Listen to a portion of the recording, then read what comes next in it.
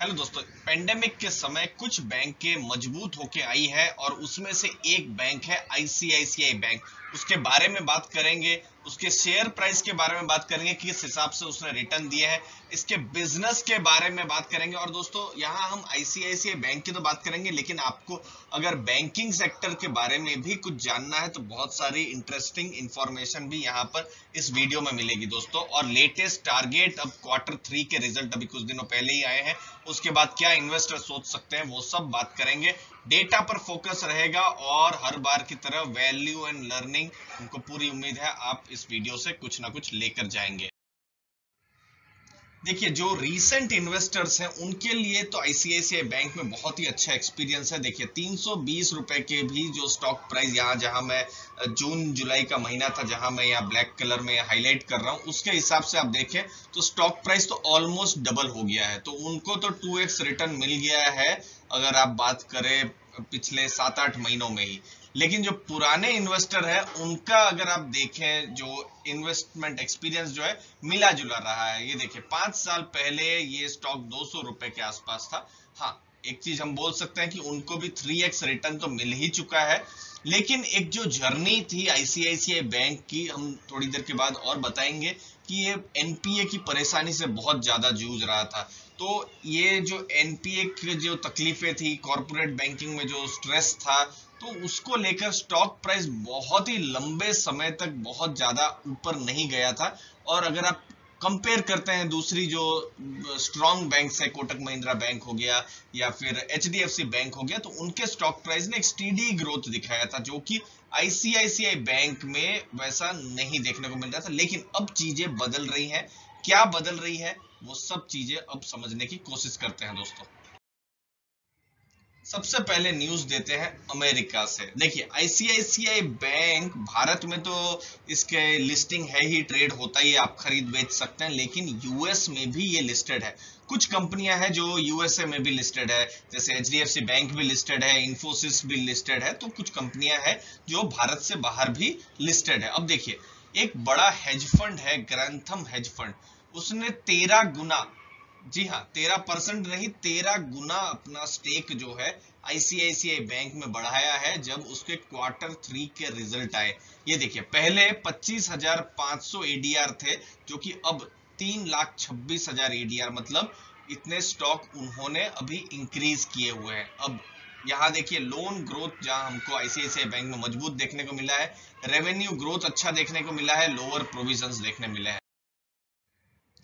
अब ICICI bank पर और ज्यादा डेटा हम लेकर आए हैं। ये देखिए, रीस्ट्रक्चर्ड लोन्स जो है वो 0.4% है। दोस्तों इसको हमको समझना पड़ेगा। देखिए जो पेंडेमिक के टाइम में बहुत सारे ऐसे भी बोरोवर्स होंगे जिन्होंने कहा होगा कि देखिए हम पैसा, हमको देने के लिए तकलीफ हो रही है, कैश फ्लो उतना नहीं हो रहा है। तो वो अगर एनपीए हो जाए तो उनके लिए भी खराब है, बैंक के लिए भी खराब है। तो बैंक कभी कभी क्या रीस्ट्रक्चर कर देती है और थोड़े जो टर्म्स हैं थोड़े आसान कर देती है। ऐसा नहीं है कि लोन माफ कर दिया, लेकिन रीस्ट्रक्चर कर दिया। तो ये 0.4% है और ऐसी आशंका थी कि ये और ज्यादा होगा। और देखिए रीस्ट्रक्चर लोन सबसे ज्यादा 2/3 जो है कॉर्पोरेट से आए हुए हैं। अब एक और चीज है, कंजर्वेटिव और एडिक्वेट प्रोविजंस भी बैंक ने करके रखे हैं, जिसको भी जो इन्वेस्टर्स हैं उन्होंने सराहा है। अब देखिए प्रोफोर्मा स्लिपेजेस जो है 1.2% ऑफ लोन हो गया है। मतलब इस जो पेंडेमिक के टाइम में जो स्लिपेजेस हुए हैं उसकी बात चल रही है। और बहुत सारे रिटेल जो बोरोवर्स हैं जिन्होंने लोन लिया हुआ है, वो शायद यहाँ पर लोन देने में, लोन का जो भी ईएमआई है, किस्त देने में उनको तकलीफ हो रही है, जो अपने को, हम लोग को समझ में आ रहा है दोस्तों। अब देखिए फोकस अब बैंक का है माइक्रो मार्केट्स में, और कैसे भी करके कॉस्ट को थोड़ा ऑप्टिमाइज किया जाए, बहुत ज्यादा खर्चे नहीं करने हैं। एनआरआई बैंकिंग में बैंक ज्यादा काम कर रही है, एग्रेसिव काम कर रही है, और वहां पर भविष्य के लिए वो अच्छी खासी अपॉर्चुनिटी भी देख रही है। बिजनेस बैंकिंग, वहां पर बैंक को भी लगता है कि वो अभी भी अंडर पेनिट्रेटेड है, और भविष्य में और ज्यादा एग्रेसिव वो बिजनेस बैंकिंग जो वर्टिकल होता है वहां पर वो होने वाले हैं।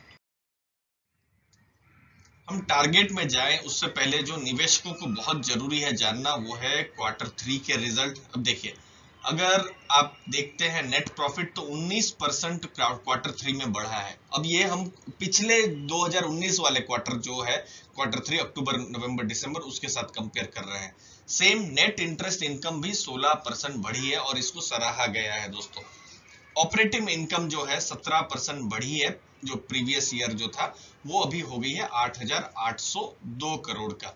अब जो फोकस है अभी रिटेल बैंकिंग में है, क्योंकि देखिए कुछ साल पहले, अगर आप 5-6 साल पहले आपने देखा होगा आईसीआईसीआई बैंक का स्टॉक नहीं चला, स्टेट बैंक ऑफ इंडिया का भी कुछ वैसा ही हालत था। क्योंकि देखिए इन सब बैंक्स ने क्या किया था, कॉरपोरेट्स को बहुत ज्यादा लोन दे दी थी।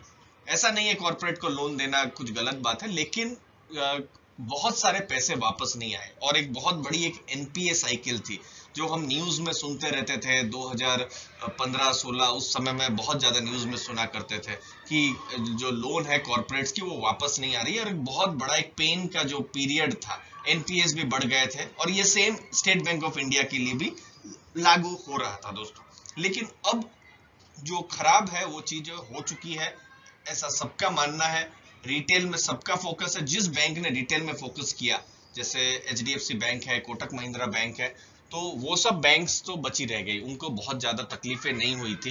कॉर्पोरेट जहां पर ज्यादा एक्सपोजर था, जैसे आईसीआईसीआई हुआ या फिर स्टेट बैंक ऑफ इंडिया है, तो इन सबको तकलीफ हुई थी जो हमने देखा था, और स्टॉक प्राइस भी वही चीज को रिफ्लेक्ट भी कर रहा था। तो रिटेल में भी अभी सबको पता चल गया है कि ज्यादा से ज्यादा फोकस किया जाए। और रिटेल मतलब कौन, आप हैं, हम हैं, आपके फ्रेंड्स, फैमिली। तो जो रिटेल इन्वेस्टर्स है, तो वहां पर जो रिटेल बोरोवर्स इनफैक्ट उनके लिए, जो बैंक्स के लिए बहुत ज्यादा रिस्क कम हो जाती है। अब नए टारगेट भी जान लेते हैं। स्टॉक 600 से ऊपर हो गया है, लेकिन ऐसे टारगेट भी आ गए थे। देखिए एचडीएफसी सिक्योरिटीज ने 625 का टारगेट दिया हुआ है। मोतीलाल ओसवाल उनका कहने का है कि डिमांड रिकवरी भविष्य में देखी जा सकती है और उसका फायदा आईसीआईसीआई बैंक को मिलेगा। रिटर्न ऑन एसेट जो है 1.7% और रिटर्न ऑन इक्विटी जो है 15.2%, ये बढ़ाया गया है पिछले जो भी उनके एनालिसिस थे उसके हिसाब से।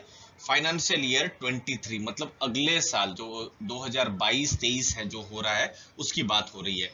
तो क्योंकि देखिए जो भी रिसर्च हाउसेस है वो तो देखिए पास्ट में जो हो चुका है, प्रेजेंट में जो हो चुका है वो तो एनालिसिस हो ही जाती है, लेकिन वो भविष्य का जो बिजनेस है उसके बारे में एनालिसिस करते हैं दोस्तों, इसको समझना पड़ेगा।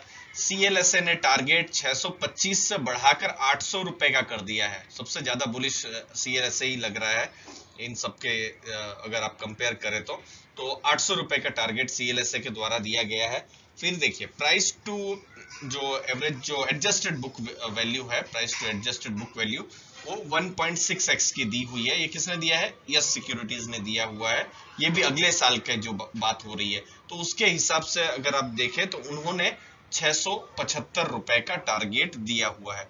ओवरऑल देखिए डिमांड सिचुएशन सुधरती है, भारत की इकोनॉमी में ग्रोथ होता है, सब जगह में ग्रोथ होता है, चीजें आगे बढ़ती है, इकोनॉमी आगे बढ़ती है, तो फिर जो बैंकिंग सेक्टर को तो फायदा होगा ही, और उसमें दूसरी भी जो बैंक्स हैं उनको भी फायदा होगा। आईसीआईसीआई बैंक भी अगर अच्छा खासा मार्केट शेयर ले पाती है, रिटेल में अच्छा करती है, कॉर्पोरेट लोन्स उनकी अच्छी जाती है, तो फिर उनको भी बेनिफिट होगा ही।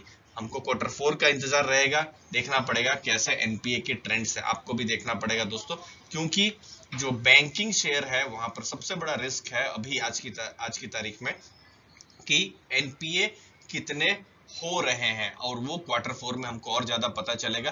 क्योंकि देखिए मोराटोरियम का समय था, कैश फ्लो बहुत लोगों का रुक गया था, नौकरियां जिनकी थी, बहुत लोगों की नौकरियां भी चली गई थी, तो वैसा समय बहुत ही कठिन था भारत के लोगों के लिए। तो वैसे समय में कैसा परफॉर्म किया है आईसीआईसीआई बैंक ने, और अभी जैसे जैसे रिस्ट्रक्चरिंग के डेटा और सामने आएंगे तो हमको भी और ज्यादा समझ में आएगा। फिलहाल ब्रोकरेज हाउसेस बुलिश है, बैंक भी बुलिश है, भारत से बाहर जो यूएस के जो इन्वेस्टर्स हैं वो भी बुलिश है।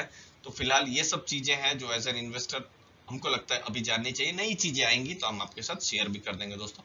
वीडियो अच्छा लगा हो तो जरूर लाइक शेयर सब्सक्राइब कीजिएगा। आपने अपना समय दिया उसके लिए बहुत बहुत धन्यवाद। और अभी भी आपने अगर कोई ब्रोकरेज अभी डीमैट अकाउंट नहीं खुलवाया है तो कुछ लिंक्स हमने दी हुई है, तो आप अपना डीमैट अकाउंट भी खुलवा सकते हैं। धन्यवाद आपके टाइम के लिए।